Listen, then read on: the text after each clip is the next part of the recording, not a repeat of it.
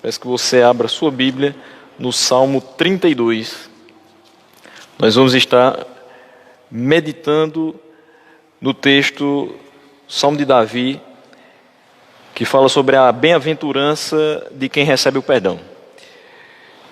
Salmo 32, nos seus 11 versículos, nos traz o seguinte: bem-aventurado aquele cuja iniquidade é perdoada, cujo pecado é coberto. Bem-aventurado o homem a quem o Senhor não atribui iniquidade e em cujo espírito não há dolo.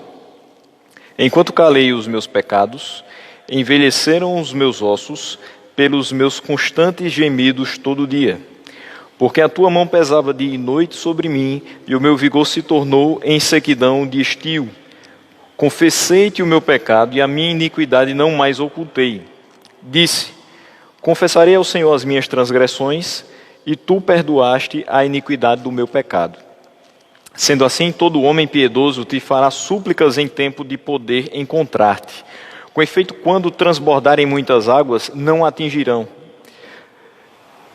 Tu és o meu esconderijo, tu me preservas da tribulação, e me cercas de alegres cantos de livramento. Instruir-te-ei e te ensinarei o caminho que deves seguir, e sob as minhas vistas te darei conselho. Não sejais como o cavalo ou a mula, sem entendimento, os quais com freios e cabrestos são dominados. De outra sorte não te obedecem. Muito sofrimento terá de curtir o ímpio, mas o que confia no Senhor, a misericórdia o assistirá. Alegrai-vos no Senhor e regozijai-vos, ó justos. Exultai, vós todos que sois retos de coração. Espero que nessa noite o Salmo 32 nos traga, de fato, o sentimento de alegria por termos sido perdoados por Deus. O Salmo 32, meus irmãos, é o segundo dos salmos penitenciais. Existem 6 salmos, o 6, o 32, 7 salmos, o 6, o 32, o 38, o 51, o 102, o 130 e o 143. Eles são chamados de salmos penitenciais. Esse aqui especificamente, Salmo 32, é em formato de poema. E esse poema, em hebraico, é chamado de maskil. Quando nós olhamos, e algumas bíblias um pouco mais antigas vão trazer isso, maskil de Davi, lá no seu subtítulo. Quando nós olhamos para um texto, um salmo, por exemplo, que é classificado como maskil, é um poema didático. Ou seja, um poema que vai trazer uma instrução para nós. E nesse caso, a instrução na piedade. A experiência de um crente vai oferecer instrução para os outros. E essa instrução tem um peso.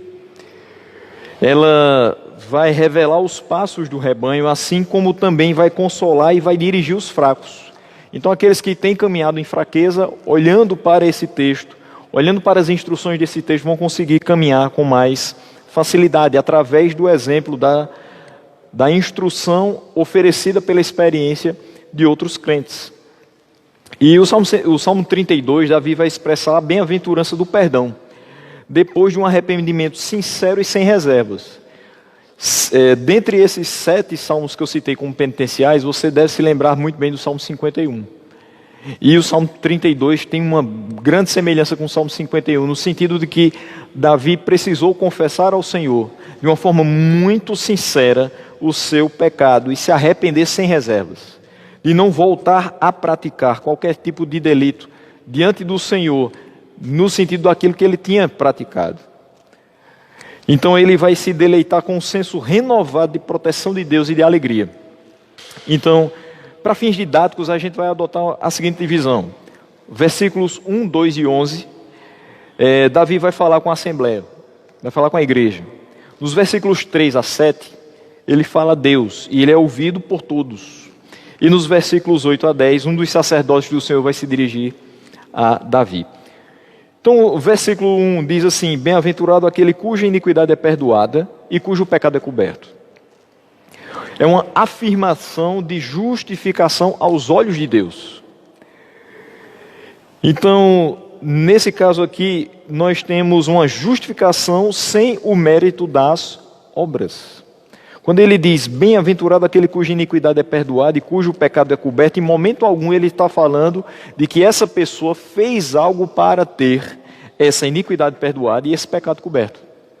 Ele está colocando apenas que ter uma iniquidade perdoada e um pecado coberto traz muita alegria. É bem-aventurado, é mais que feliz aquele que recebe essas coisas. E Paulo, ao falar de Abraão como tendo sido justificado pela fé, cita Davi em Romanos 4, de 6 a 8. Ele diz: e é assim também que Davi declara ser bem-aventurado o homem a quem Deus atribui justiça, independentemente de obras. Então aqui ele deixa muito claro: bem-aventurados aqueles cujas iniquidades são perdoadas e cujos pecados são cobertos. Bem-aventurado o homem a quem o Senhor jamais imputará pecado. Então, Davi mostra que é muito feliz aquele que de fato tem os seus pecados esquecidos, perdoados, dos quais Deus não mais se lembra, Deus não imputará mais esses pecados nesta pessoa, e de fato, isso independente das obras que ela pratica. Ele não atribui iniquidade. Bem-aventurado aquele cuja iniquidade é perdoada. Bem-aventurado o homem a quem o Senhor não atribui iniquidade. Versículo 2. É bem-aventurado aquele que não é considerado como culpado do pecado. Sendo assim, um texto também do Antigo Testamento que nos traz uma ideia de alguém que foi perdoado e cujo pecado não é mais considerado, é Simei. Simei confessa o seu pecado diante de Davi. E ele é perdoado em 2 Samuel 19. Quando ele disse: não me impute, Senhor, Simei falando a Davi, não me impute, Senhor, a minha culpa, e não te lembres do que tão perversamente fez teu servo, no dia em que o rei, meu Senhor, saiu de Jerusalém. Não o conserves, ó rei, em teu coração. Então Simei pede perdão a Davi e diz: não se lembre do que eu fiz. Não se lembre da forma perversa como eu agi. Não conserve no seu coração a minha atitude, mas me perdoe. Não impute sobre mim a minha culpa. Não te lembres do que eu fiz, mas me perdoe. E o versículo 2 continua falando: e em cujo espírito não há dolo. Quando nós falamos em cujo espírito não há dolo, no espírito deste que foi perdoado e que está se sentindo extremamente feliz, não há fraude. O seu arrependimento foi sincero. E para que haja perdão, de fato, é necessário confessar o pecado com sinceridade. Somente os que confessam com sinceridade alcançarão perdão. Até porque, meus irmãos, nós entendemos que aquele que não confessou com sinceridade, ele voltará a praticar o mesmo erro. Então o perdão daquele dia não vai valer para a próxima vez. Ele terá que pedir um novo perdão. Então o perdão completo, o perdão definitivo, é alcançado por aqueles que confessam o seu pecado com sinceridade. Ou seja, eles de fato não querem mais que aquilo faça parte das suas vidas. Mas o versículo 3 diz: enquanto calei os meus pecados, envelheceram os meus ossos pelos meus constantes gemidos todo dia. No caso de Davi, o pecado teve consequências físicas. Ele diz: enquanto eu calei os meus pecados, enquanto eu não falava a respeito deles, enquanto eu não confessei os meus pecados, envelheceram os meus ossos. Ele sentiu fisicamente o peso do seu pecado. E essa linguagem aqui não deveria ser tomada como uma mera linguagem poética, nem considerada como um ensino de um princípio geral de que o pecado sempre tem consequências físicas. Com isso aqui eu não estou querendo dizer que o meu pecado, o seu pecado vai ter consequências físicas, que você vai adoecer porque você pecou. Nem toda doença é fruto do pecado de hoje. Agora, todas as consequências que nós hoje temos é fruto do pecado original. Os males que temos, a debilidade do nosso corpo, isso sim é fruto do pecado original. Mas eu não quero dizer que se você pecar hoje, amanhã você amanhece doente. Só que para Davi teve consequências físicas. E o que eu chamo a atenção aqui é que essas consequências vieram para Davi e alguns outros com relação a pecados não confessados. Preste muito bem atenção nessa expressão: enquanto calei os meus pecados. Enquanto eu não confessei, enquanto eu guardei para mim, enquanto eu tive como estimação aquilo que eu fazia de errado diante do Senhor. Após a confissão vem o alívio do perdão. Enquanto ele calava sobre o pecado, os ossos se tornaram envelhecidos e gemidos constantes de dor haviam em seus lábios. Após a confissão, o alívio de saber que há perdão quando essa confissão é sincera, quando esse arrependimento é verdadeiro. Ele diz ainda: porque a tua mão pesava dia e noite, versículo 4, sobre mim, e o meu vigor se tornou em sequidão de estio. O que ele está querendo dizer nesse versículo 4? O meu vigor se tornou em sequidão de estio. A tua mão pesava dia e noite sobre mim, e o meu vigor foi se acabando. A culpa imobilizava e enfraquecia Davi. Esse peso só poderia ser tirado quando o arrependimento profundo e sincero o impulsionasse a confessar o seu pecado. Ia chegar um momento que suas forças estavam tão diminutas que o senso de arrependimento ia ser colocado para fora em forma de confissão.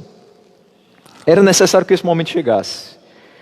Uma vez que a mão do Senhor pesava sobre ele dia e noite. As tristezas de uma alma que se sente condenada. É o que a gente vê aqui. O pecado era tão forte na vida de Davi, nesse caso, que ele sentia as dores físicas desse pecado. A tristeza profunda de uma alma que se sente condenada, como se nada tivesse de saída para ela. Até o momento em que ela percebe que a grande saída é confessar o seu pecado e saber que nós temos um Deus que é justo e que nos perdoa os pecados quando nós confessamos sinceramente as nossas falhas.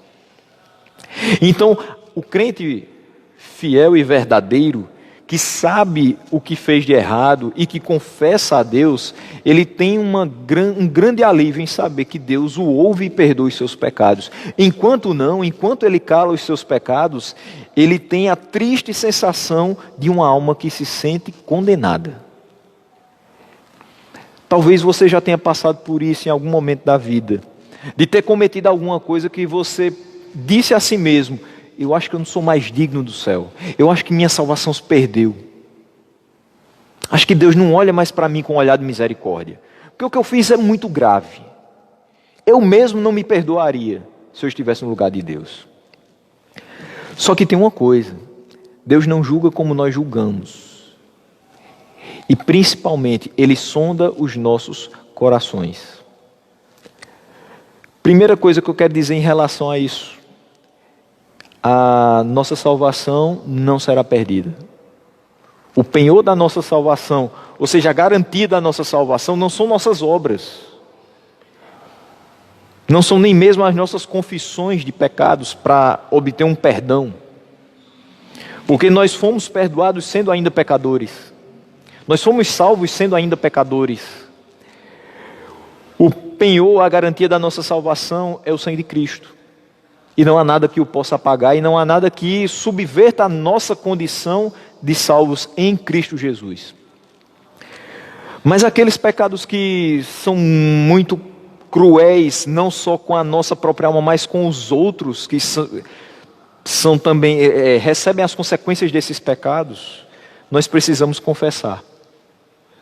Não para a gente sentir que a nossa salvação voltou, até porque ela não vai ser perdida, mas para a gente se sentir novamente em paz, com o nosso espírito em paz conosco, com Deus e com os demais. Isso é necessário porque o peso de uma alma que se sente condenada é algo terrível, que nós não podemos carregar durante muito tempo. É por isso que Davi expressa de forma física: os meus ossos envelheceram, o meu vigor foi se acabando enquanto eu não confessei. Cada dia, cada noite, ele se sentia pesado, a mão de Deus pesava e ele ia fraquejando em processo de destruição, de seca espiritual. E é assim que muitas vezes nós nos encontramos, não somente pelo pecado, mas não somente pelo pecado esses que a gente considera tão danosos, mas tem um pecado que talvez a gente nem considere tão danoso, mas que nos dá a sensação e talvez a realidade da seca espiritual, é a nossa negligência. Talvez nessa época que a gente vive, muitos negligenciaram a leitura da palavra, a oração, o jejum, outras questões que são tão importantes para a vida, para o dia a dia cristão. E sabe como é que se sente aquela pessoa que negligencia aquilo que Deus deixou para que nós nos alimentássemos dia após dia? Secos espiritualmente. Não é muito diferente daquilo que Davi sentia. Mas ele diz no versículo 5, confessei-te o meu pecado e a minha iniquidade não mais ocultei. Chegou um momento que ele disse, basta, agora eu vou confessar, eu preciso de alívio. Eu não aguento mais o que eu estou sentindo. E eu sei que eu estou errado diante de Deus. Então nós temos aqui, disse, confessarei ao Senhor as minhas transgressões e tu perdoaste a iniquidade do meu pecado. O final do versículo 5 começa a mostrar que tudo aquilo que ele sentiu até o versículo 4 podia ser tranquilamente resolvido a partir do momento que ele colocasse toda a sua confiança em Deus. Aquele que olha para nós, olha para o nosso pecado, mas não leva em conta simplesmente esse pecado e não simplesmente a nossa realidade miserável. Ele olha para nós e olha para Cristo.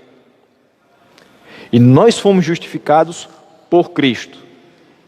E mesmo ainda pecadores, e mesmo errando dia após dia, e mesmo repetidas vezes fazendo o que é mal perante os olhos do Senhor, nós temos a garantia de que Ele é o nosso advogado. O Senhor Jesus é o nosso advogado. O Senhor Jesus, Ele tem na sua essência, nas suas atribuições, a característica de defender-nos frente ao Pai, de interceder por nós frente ao Pai, e de ser a garantia de que nós, que estamos em suas mãos, em momento algum seremos lançados fora. Então, Davi precisava confiar que de fato seria perdoado. A partir desse momento, com total confiança e sem pensar nas consequências para frente disso, ele precisaria confessar. E a sua iniquidade seria perdoada. Aqui é a bênção decorrente da confissão de pecados. Davi relembra a confissão de pecado e do perdão consequente de Deus. Esse salmo, meus irmãos, é um testemunho da disposição e da autoridade de Deus para perdoar. Aqui nós não temos Davi dizendo, Senhor, eu confessei as minhas transgressões e o Senhor virou o rosto para mim. Aqui a gente não vê Davi dizendo, Senhor, eu confessei muito penosamente as minhas transgressões e o Senhor virou as costas para mim. A gente tem aqui que ele confessou as suas transgressões e tu perdoaste a iniquidade do meu pecado. É óbvio que Deus sabe perfeitamente o que nós fizemos e o que nós fazemos. A confissão de um pecado em nós não é de caráter informativo para Deus, mas ele traz a revelação de um coração arrependido e aberto à transformação. Quando nós, com toda a vergonha, chegamos diante de Deus e confessamos os nossos pecados, nós estamos mostrando a Deus que o nosso coração está arrependido e aberto à transformação. Até porque não é só confessar. É confessar sinceramente, é confessar e abandonar o pecado. Olha o que é que diz Provérbios 28:13. O que encobre as suas transgressões jamais prosperará, mas o que as confessa e deixa, alcançará misericórdia. Então Davi estava aqui confessando os seus pecados, as suas transgressões ao Senhor, de modo que ele não mais encobria para poder prosperar, e que ele confessava e tinha disposição de coração de abandonar aquelas práticas, de modo que alcançou misericórdia do Senhor e teve a sua iniquidade perdoada. O versículo 6, o puritano Thomas Watson diz que esse versículo é o retrato do homem piedoso desenhado com lápis bíblico. Olha que interessante. Sendo assim, todo homem piedoso te fará súplicas em tempo de poder encontrar-te. Com efeito, quando transbordarem muitas águas, não o atingirão. Aqui, nós voltamos para o que eu falei lá no versículo 1. A experiência de um crente vai ajudar em muito na instrução de outros. A experiência de Davi traz encorajamento a todos. Quando ele diz, eu confessei as minhas transgressões e o Senhor me perdoou, ele diz, sendo assim, todo homem piedoso te fará súplicas. sabendo que em Deus temos o perdão de nossos pecados, todos aqueles que são piedosos e querem viver segundo a vontade de Deus e segundo o caminho proposto por Ele, lhe farão súplicas, para que as suas iniquidades sejam perdoadas e os seus caminhos sejam aplainados. E aqui nós temos também o dia da graça. Eles te farão súplicas em tempo de poder encontrar-te. Ou seja, há uma urgência em buscar ao Senhor. A demora é perigosa.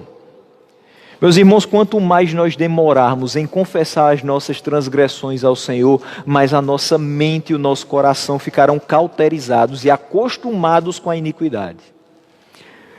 Sendo assim, todo homem piedoso fará súplicas ao Senhor, em tempo de poder encontrá-lo. Porque essa demora não pode ser realidade na nossa vida.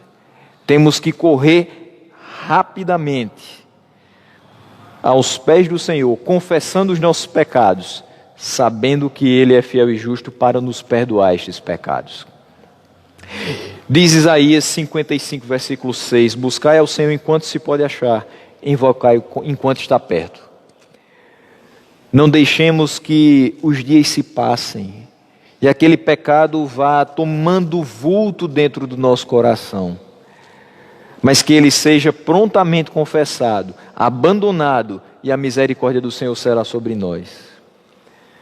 E ele diz, com efeito, quando transbordarem as muitas águas, não atingirão. Confessar o pecado, tentar viver numa vida reta diante do Senhor, com integridade, é fácil? Não. Nós teremos dificuldades iminentes, mas os livramentos serão eminentes. Com efeito, quando transbordarem as muitas águas, quando vierem as adversidades, quando vierem as tentações, não atingirão. Por quê? Porque a súplica do justo pode muito em seus efeitos. E o coração sincero, de fato e contrito, Deus não o despreza. A oração feita com sinceridade, o arrependimento derramado diante do Senhor, Ele certamente fará com que o coração se sinta tranquilo com o perdão providenciado por Ele. O perdão do pecado é a garantia de que outras misericórdias nos serão dadas. Então, apesar do medo inicial de falar a verdade e confessar o seu pecado e ser visto como indigno diante do Senhor, dará lugar a um coração perdoado, pronto para viver em santidade no caminho proposto por Ele, sabendo que outras misericórdias serão dadas. Versículo 7, o que nós temos? Tu és o meu esconderijo, Davi falando para ele, tu és o meu esconderijo, tu me preservas da tribulação e me cercas de alegres cantos de livramento. Cristo, o esconderijo para não pecar. Como fazer para, diante de um mundo tão caótico, tão cheio de tentações, tão cheio de atrações, não pecarmos, nos escondendo em Cristo? O salmista, no Salmo 119, versículo 11, diz, guardo no coração as tuas palavras para não pecar contra ti.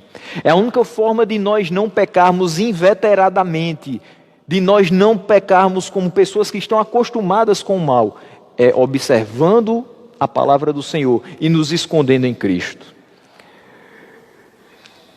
As tribulações das quais os santos serão preservados são as mais diversas. Se estamos realmente escondidos em Cristo, se estamos seguindo a nossa vida de acordo com a palavra dEle, as mais diversas tribulações virão, mas nós seremos completamente preservados. E Ele nos cerca com alegres cantos de livramento. E do que nós somos libertos? Quando perdoados pelo Senhor, após confessarmos sincera e profundamente os nossos pecados, nós somos libertos da culpa. Os ossos de Davi se enfraqueceram, o peso da culpa. Nós somos libertos do inferno. Nós somos libertos da morte. Se não fosse o perdão através do sacrifício de Cristo, qual seria o meu destino? Qual seria o seu destino? A morte. mas não simplesmente a morte física, porque essa todos passarão, mas seria a morte eterna. Mas nós somos libertos através do perdão dos nossos pecados. Nós somos libertos de inimigos que são gerados pelas nossas más escolhas, pela nossa má conduta. Nós somos libertos das dúvidas, porque o perdão dos nossos pecados nos traz a certeza de salvação. Nós somos libertos das tentações, elas podem até vir, mas nós não seremos tragados por elas. Nós somos libertos de acidentes, de complôs. Não interessa o que armarem contra nós, nenhuma praga de fato chegará à nossa tenda se estivermos escondidos em Cristo. No versículo 8, nós olhamos agora o sacerdote falando a Davi: instruir-te-ei e te ensinarei o caminho que deves seguir, e sob as minhas vistas te darei conselho. A resposta de Deus à oração de Davi, usando uma linguagem encontrada nas sessões de sabedoria do Antigo Testamento, Deus promete orientar o salmista no caminho da aliança e da justiça. Se até ali ele estava caminhando errante, a partir de agora, sob os olhos do Senhor, ele começaria a caminhar de forma reta e justa, num caminho de aliança, ou seja, o Senhor propõe, Davi cumpre. O Senhor coloca os termos e nós cumprimos. O propositor desta aliança é o Senhor, e a parte que nos cabe é obedecê-lo. Não somente confiar, mas também obedecer. E é um caminho de justiça. Todo aquele que pratica a justiça, ele se coloca dentro do espectro de filhos de Deus. Aquele que pratica a injustiça certamente será colocado ao lado. Aqueles que não são filhos de Deus. Por quê? Porque Deus é justo. Deus é justiça. E os seus filhos se comportam como Ele assim requer, com justiça. O versículo 9 diz: não sejais como o cavalo ou a mula, sem entendimento, os quais com freios e cabrestos são dominados, de outra sorte não te obedecem. Não sejais como o cavalo ou a mula, em outras palavras, acrescentai à obediência a confiança. Você confiou que o Senhor te perdoaria quando você confessasse o seu pecado. Maravilhoso. Mas é a partir de agora, o que é que se segue? Depois da confiança para confessar os pecados e ser perdoado, o que vem depois disso? Uma vida de obediência. Caso não aconteça dessa maneira, então o nosso arrependimento não foi tão sincero assim. Uma vez que nós fomos perdoados, nós necessitamos mostrar ao Senhor os nossos frutos de arrependimento. Um deles é a obediência. O cavalo e a mula fazem a vontade do seu Senhor somente sob compulsão, somente quando os freios são puxados. Aí ele obedece. De outra sorte, não te obedece. Provérbios 26, 3. O que é que nós vemos lá? O açoite é para o cavalo, o freio para o jumento e a vara para as costas dos insensatos. Quando nós seguimos agora o caminho de justiça e de aliança com o Senhor, e acrescentamos a confiança à obediência, nós somos também libertos dessa vara que é destinada às costas dos insensatos. Nós não podemos ser como os ímpios que desprezam a orientação de Deus e sofrem consequências danosas dessa atitude. Quem é justo, obedece por amor e por gratidão ao seu Deus, e são alvos da sua bendita proteção.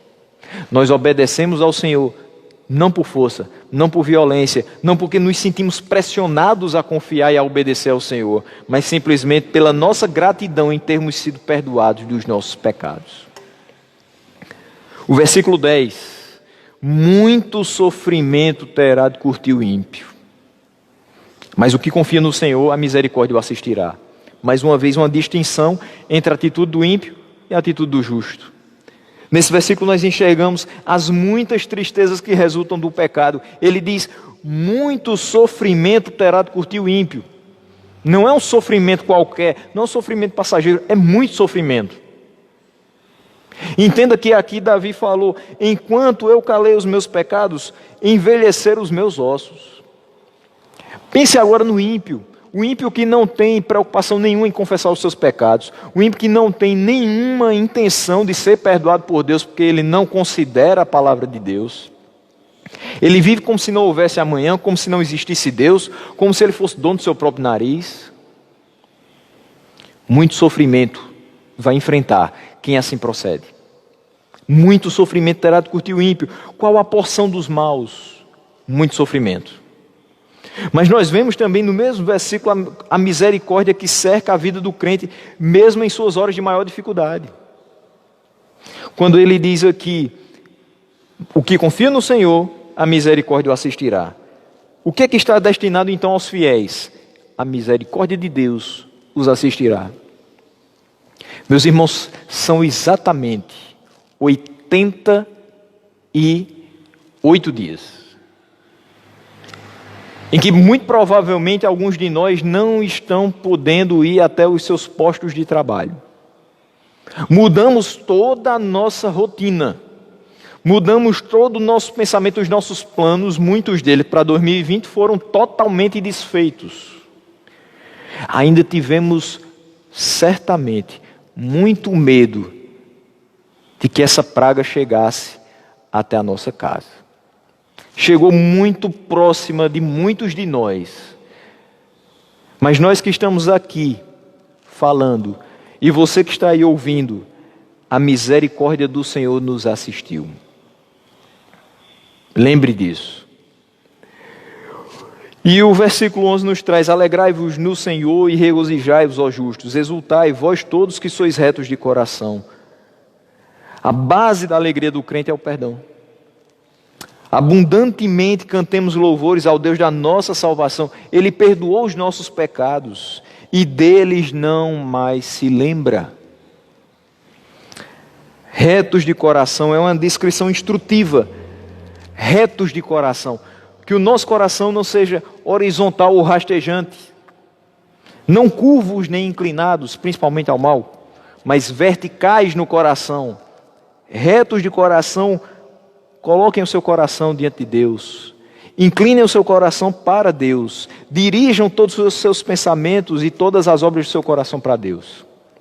Sejam retos de coração. Duas simples aplicações para encerrarmos esse momento de meditação. O evangelho de perdão é a base da felicidade do pecador arrependido. É maravilhoso saber que o nosso pecado está coberto e perdoado. É uma grande maravilha. Embora o pecado seja ofensivo a Deus, Ele vai estar pronto para perdoar. E Ele é fiel em perdoar os pecados logo que nós nos voltamos para Ele em confissão honesta. 1 João 1,9: se confessarmos os nossos pecados, Ele é fiel e justo para nos perdoar os pecados e nos purificar de toda injustiça. É uma tolice seguir em frente sem confessar o pecado. Porque a demora só causa miséria ao coração do cristão verdadeiro e coloca em perigo o incrédulo com tristezas sem fim, muito sofrimento. É inútil tentar esconder o nosso pecado do Deus que conhece todas as coisas. Nós não estamos diante daquele que foi pego de surpresa pelo nosso pecado. Nós estamos diante daquele que sabe tudo. É inútil tentar esconder. Contudo, quando paramos de dar desculpas e confessamos abertamente a nossa culpa diante de Deus, nós descobrimos a bênção do perdão. É doce para um pecador saber que é completamente perdoado por Deus, porque ele não deseja passar pela destruição, porque ele necessita de perspectivas de futuro. E em Cristo nós temos o perdão dos pecados e a certeza da vida eterna. Uma segunda e última aplicação: o perdão dos pecadores. É possível por causa da morte de Cristo, que foi apresentada a Israel no Antigo Testamento, por meio de promessas de um Salvador sofredor. Gênesis 3,15 começa toda essa história. Porém, inimizade entre ti e a mulher, entre a tua descendência e o seu descendente, e este te ferirá a cabeça e tu lhe ferirás o calcanhar. O nosso Salvador também foi apresentado pelos tipos de sacrifício em Levíticos 4:20, e fará este novilho como fez ao novilho da oferta pelo pecado. Assim lhe fará e o sacerdote por eles lhe fará expiação, e eles serão perdoados. O pecado não é atribuído aos crentes porque foi imputado a Cristo. Lembre disso, 2 Coríntios 5:21, aquele que não conheceu o pecado, ele o fez pecado por nós, para que nele fôssemos feitos justiça de Deus. O Senhor Jesus suportou a culpa do pecado para que seu povo ficasse livre das consequências e da influência sobre a consciência deles. Hebreus 9, 13 e 14. Portanto, se o sangue de bodes e de touros e a cinza de uma novilha, aspergidos sobre os contaminados, os santificam quanto à purificação da carne, muito mais o sangue de Cristo, que pelo Espírito Eterno a si mesmo se ofereceu sem mácula a Deus, purificará a nossa consciência de obras mortas para servirmos ao Deus vivo. Deus ouve as nossas orações de confissão por causa das orações intercessórias de Cristo.